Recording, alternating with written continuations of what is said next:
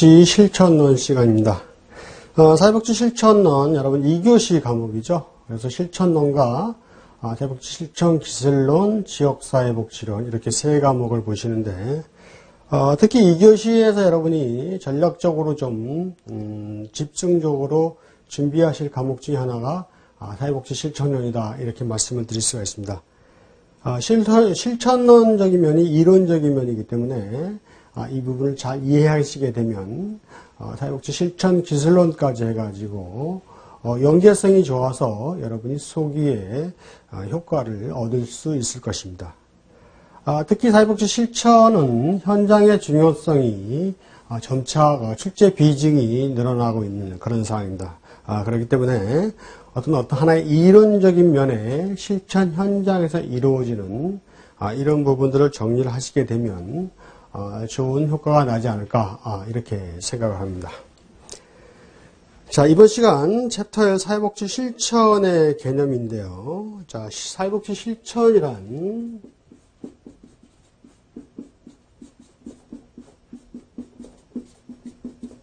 쉽게 사회복지죠. 사회복지를 현장에서 실천하는데 이 실천하기 위한 하나의 개념이죠. 또는 이론이 되겠죠.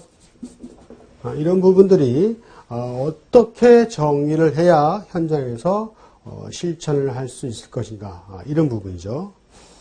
그래서 사회복지사가 인간의 삶의 질을 향상시키기 위해서 개인이나 집단, 가족, 지역사회를 대상으로 각자의 문제와 욕구를 스스로 해결할 수 있도록 돕는 전문적인 사회복지 활동이다. 일단 이렇게 보고 있습니다. 그래서 사람이라는 것은 가장 중요한 게 뭐죠?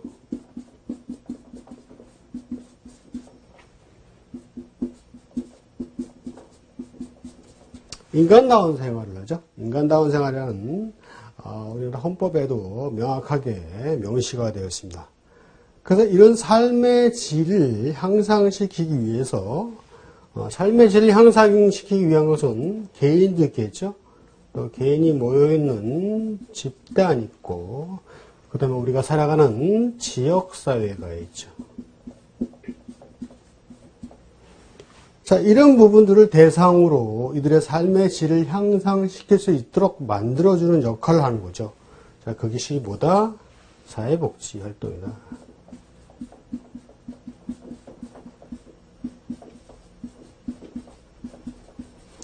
또한 이런 사회복지의 활동의 주체적인 요소가 누구세요?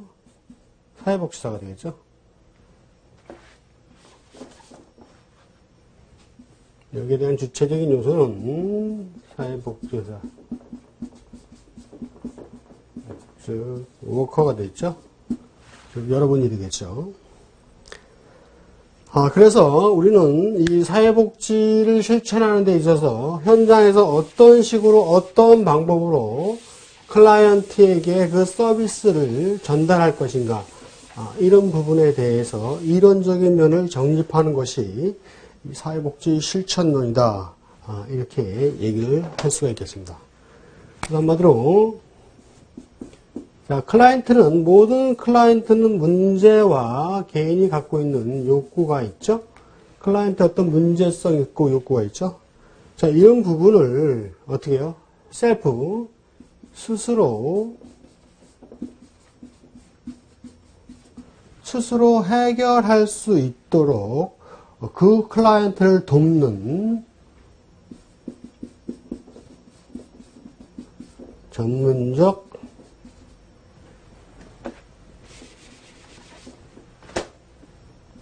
사회복지 활동이다.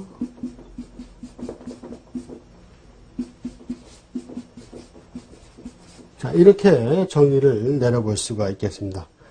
그래서 인간의 삶의 질을 향상시키기 위해서 개인이나 집단, 지역사회복지 이런 다양한 여러 대상을 사회복지사가 그들의 문제와 욕구를 해결해 주는 것이 아니라 스스로 해결할 수 있는 여건을 마련해 주는 것이죠. 여기서 중요한 것이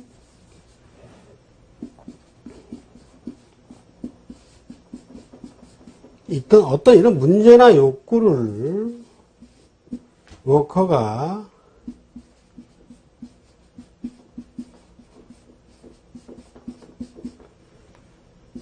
해결해 주는 것이 아니고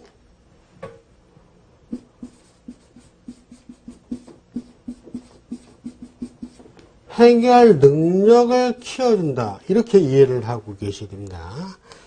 만약에 클라이언트의 문제 욕구를 워커 사회복지사가 그들의 문제의 욕구를 해결해 주는 대상이다. 이렇게 하시면 이 부분은 잘못된 것입니다. 해결할 수 있는 능력을 길러주는 것이다. 이렇게 이해를 하셔야 됩니다. 자, 그래서, 복지라는 것은, 우리가 이제 영어로 welfare 그러죠? well이라는 것은 좋고 만족스러운 이런 부분이고, fare는 상태, 삶을 얘기죠. 그래서 좋은 상태, 평안한 삶, 이런 부분이죠. 또한 이제 복지에 대해서 다양한 정의들을 내는 학자들이 좀 있는데요. 대표적인 학자가 프레들랜드죠.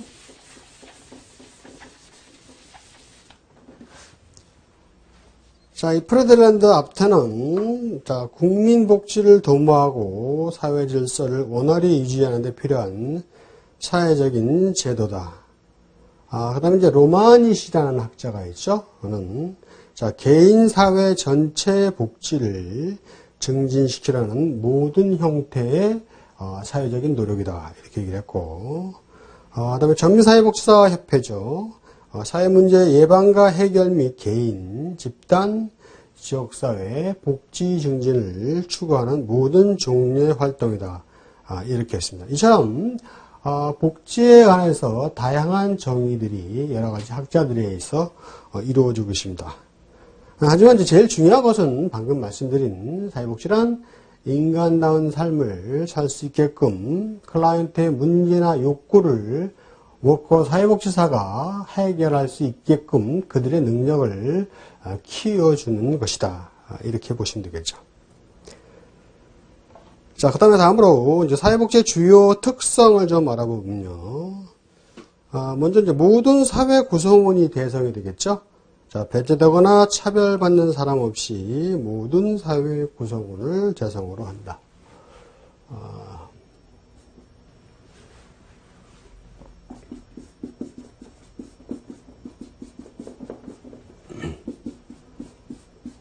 특성적인 면인데요.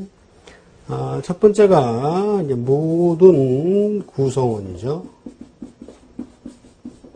자, 이것은 조금 우리가 전문적인 용어로 보면 보편적 서비스다. 이렇게 볼 수가 있습니다.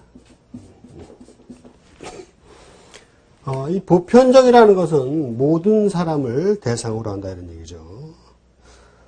그 다음에 이제 두 번째가 분배 정의 실천이다.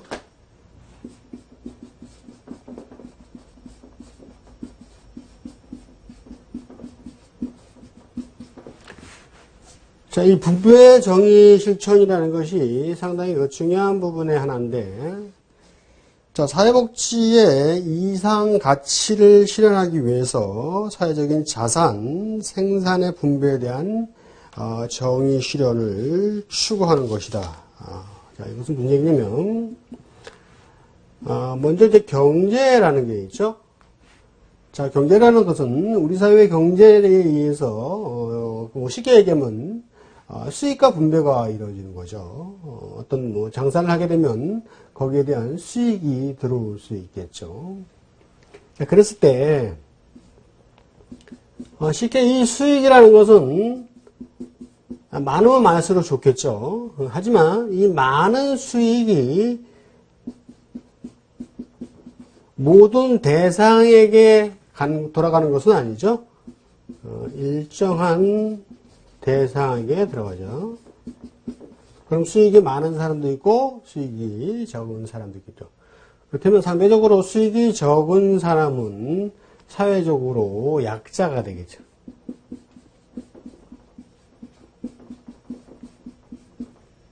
그럼 이런 사회적인 약자를 그냥 놔둘 것이냐? 그건 아니죠.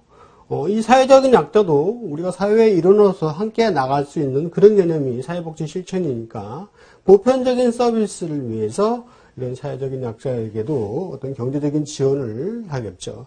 그것을 우리가 재분배라고 하죠. 자, 우리가 경제 활동을 하게 되면 우리는 기본적으로 어떤 그 세금을 내게 되죠. 뭐 주민세도 있고 소득세도 있고 재산세도 있고 여러 가지 많은 세금이 있죠. 그 세금은 공공세금이 되죠.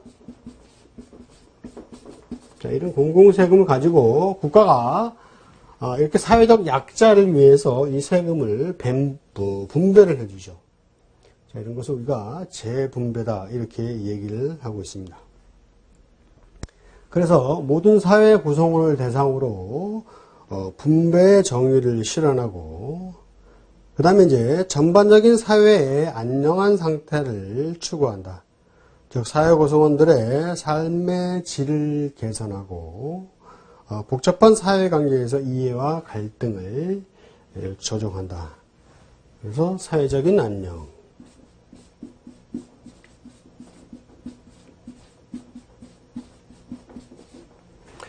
사회적인 안녕이라는 것은 어떤 혼란이 없이 평화로운 부분을 얘기한다. 이렇게 이해하시면 되겠고요.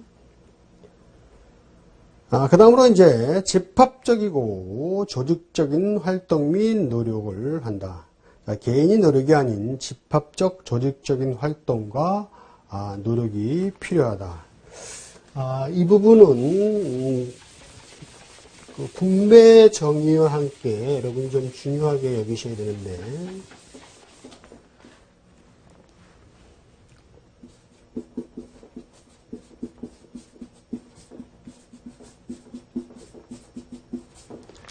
집합적이고 조직적인 활동이라는 것은 자, 개인의 활동이 아니라 그랬죠. 이것은 하나의 단체, 즉 정부를 얘기하는 것이죠. 자, 정부의 개입, 국가의 개입, 방금 제가 말씀드린 서비스는 모든 구성원을 대상으로 한다. 그것이 보편적인 서비스다 이렇게 말씀드렸죠.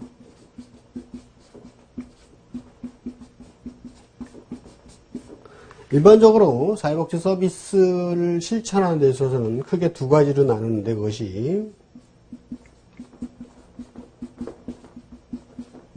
보편적이냐 또는 제도적이라고도 하죠. 아니면은 선별적이냐 이렇게 나누죠. 자, 보편적이라고 하는 것은 말 그대로 모든 대상이죠. 쉽게 예를 들면 6세 이하 아동의 아동수당을 지급하죠. 그랬을 때 6세 이하만 되면 모든 아동에게 아동수당을 만약에 지급한다 이렇게 되면 보편적인 서비스가 되죠. 모든 대상이니까. 그런데 6세 이하이면서 6세 이하의 아동 또는 예를 들어서 무주택자 자 이렇게 조건을 넣게 된다면 6세 이하의 아동이면서 집이 없어야 되겠죠. 그래야 아동수당을 받을 수 있겠죠. 이렇게 되면은 집이 있는 사람은 못 받죠. 자, 이 부분이 선별적인 요소가 되는 거죠. 그래서 사회복지 서비스는 보편적인 서비스를 할 것이냐, 선별적인 서비스를 할 것이냐, 이런 부분 가지고 지금까지 많은 논쟁거리가 되고 있는 것 중에 하나죠. 어쨌든 어떤 것이 중요하다고 할 수는 없지만 전반적으로 보편적인 서비스를 실행하기 위해서 모든 국가도 그렇고 세계적으로 그렇고 많은 노력을 하고 있습니다. 물론 어떤 것이 좋다 나쁘다 구체적으로 답이 나와 있는 것은 아닙니다. 하지만 그 장단점을 잘 혼합을 해가지고 서비스를 실천하는 것이 중요하겠죠.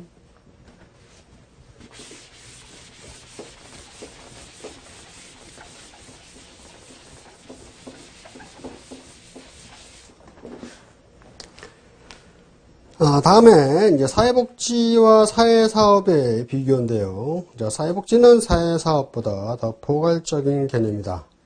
그래서 사회사업은 1차적으로 실천의 차원과 관련되고 사회복지는 사회사업과 제도적인 측면이다. 이것은 여러분이 쉽게 이해를 하시면 되겠습니다. 사회사업보다는 사회복지가 더 포괄적인 개념을 가지고 있다. 다음에 사회복지의 패러다임의 변화인데요. 로마니 시인이 말한 건데 이 장에서는 실제로도 보면 이 부분이 가장 많이 높죠. 자, 먼저 보면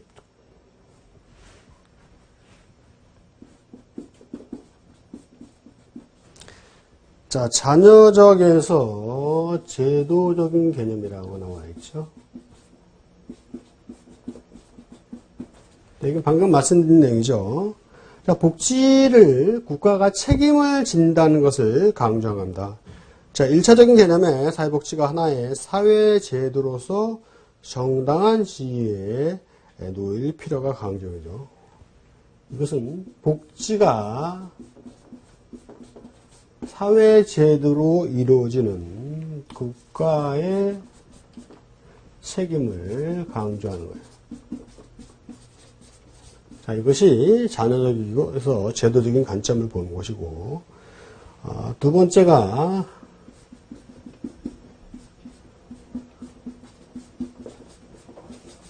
자선에서 시민의 권리적인 측면이죠.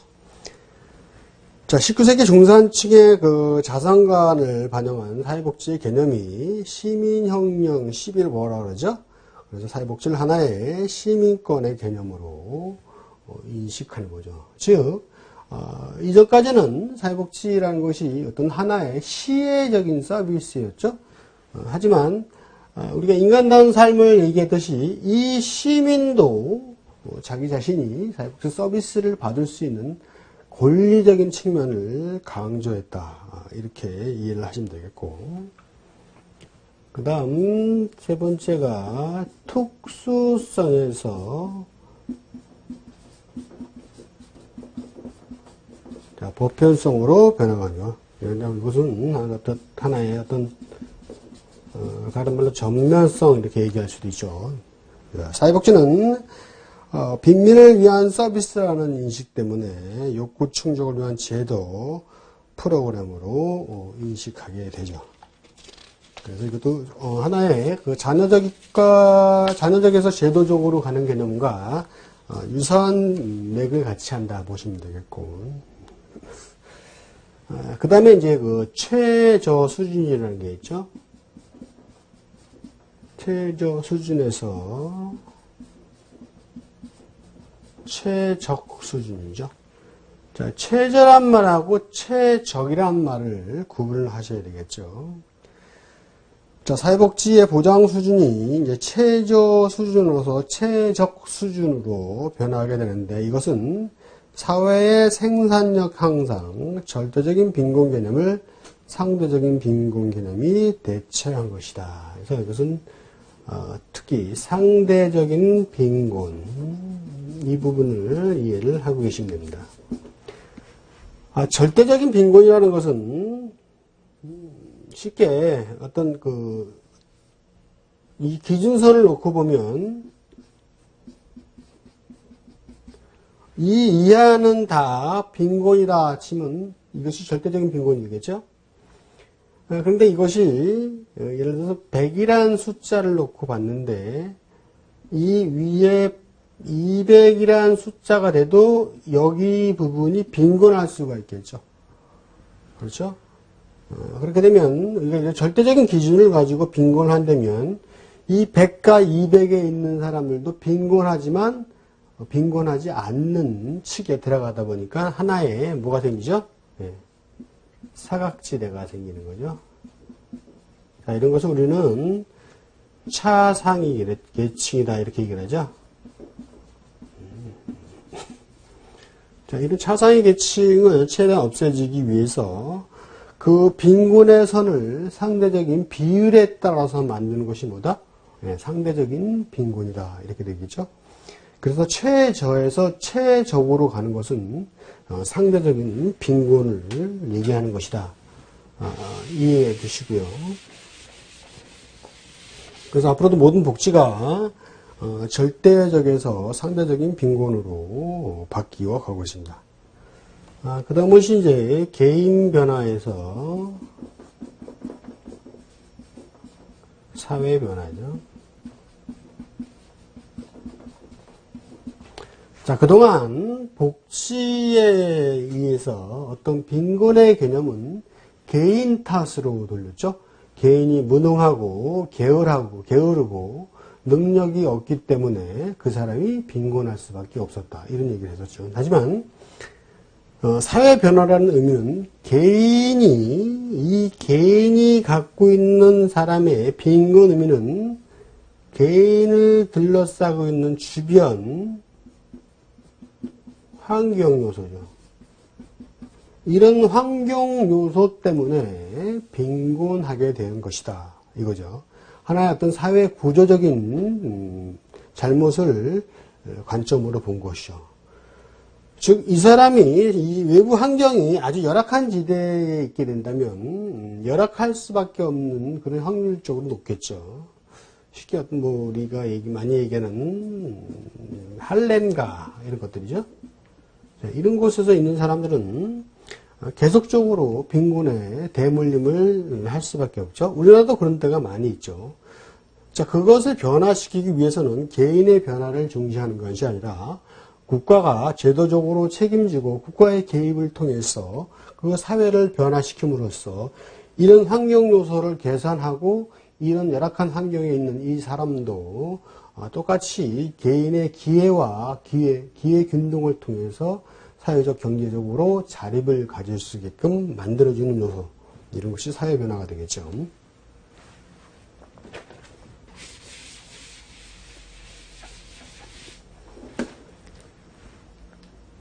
그 다음에 이제 자발적인 자선에서 정부의 개입이다. 자, 16, 17세기 영국의 빈민법, 19세기에서 20세기 미국의 사회복지 활동은 자발적 자산에 크게 의존했지만 최근에 정부의 개입이 증가하게 됐다. 자, 이 부분도 이거와 같이 이해를 하시면 됩니다. 잔여적과 제도적, 또 특수성과 보편성. 그 다음에 7번이, 자, 빈민에 대한 선택적 복지가 복지사회로 이루어졌다. 초기 사회복지는 빈민에 대한 복지 개념이었지만 모든 현대사회제도가 모든 개인의 발전에 기여하고 그 다음에 그 관심을 갖는 복지사회의 개념이 강조되고 있다. 자, 이런 부분이 사회복지 패러다임의 하나의 변화다. 그래서 사회복지 패러다임의 변화는 이 부분을 중심을 해가지고 변화되고 있다. 이렇게 이해를 하시면 되겠습니다. 상당히 중요한 부분이고 사회복지 실천론뿐만 아니라 다른 과목에서도 굉장히 기본적으로 이루어지는 과목이기 때문에 이 부분을 잘 이해를 하셔야 됩니다. 자, 다음 나온 것이 이제 사회복지 실천이죠. 리치먼드의 개별 실천인데, 자, 개인에 대해서 개인과 환경 사이의 관계에 의한 의식적인 조정을 통해서 개인의 인격 발달을 이루어가는 과정이다. 자, 인간 발달 과정이죠. 쉽게 얘기하면. 그래서, 이 부분은, 제가 방금 말씀드린 인간의 그 삶의 질 향상, 인간다운 생활을 할 권리, 이런 부분에 대해서 일맥상통하는 그런 개념이고, 그 다음에, 전미사회복지사협회, 조금 전에 나왔었죠.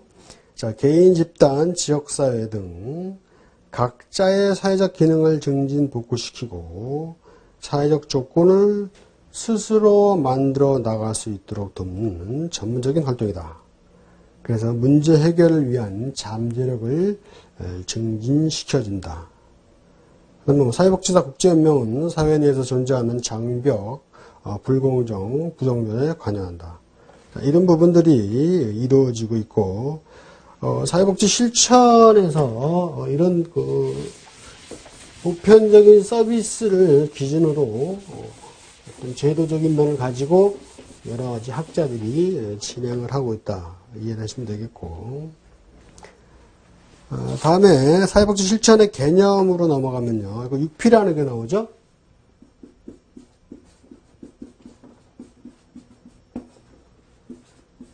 이 6P가 원래 4P에다가 2P가 더해져 가지고 6P가 된 것입니다. 자, 보시면 펄만이라는 사람이 나오는데 이 4P가 먼저 보시면 문제, 사람, 장소, 과정 이렇게 이해를 하시면 됩니다. 그래서 네 가지가 문제, 사람, 장소, 과정이고 그 다음 거기 두 가지 제공자원과 전문가 이걸 합해서 6P다 이렇게 이해를 하시면 되겠고 이 펄만에 대해서는 사회복지 실천을 하면서 다시 대주가 될 거다. 일단은 기본적으로 4P가 무엇이고 거기에 2P가 무엇이다. 그래서 왜 6P가 나왔는지 이 부분만 이해를 하시면 되겠습니다. 이번 시간은 여기서 모두 마치겠습니다. 수고하셨습니다.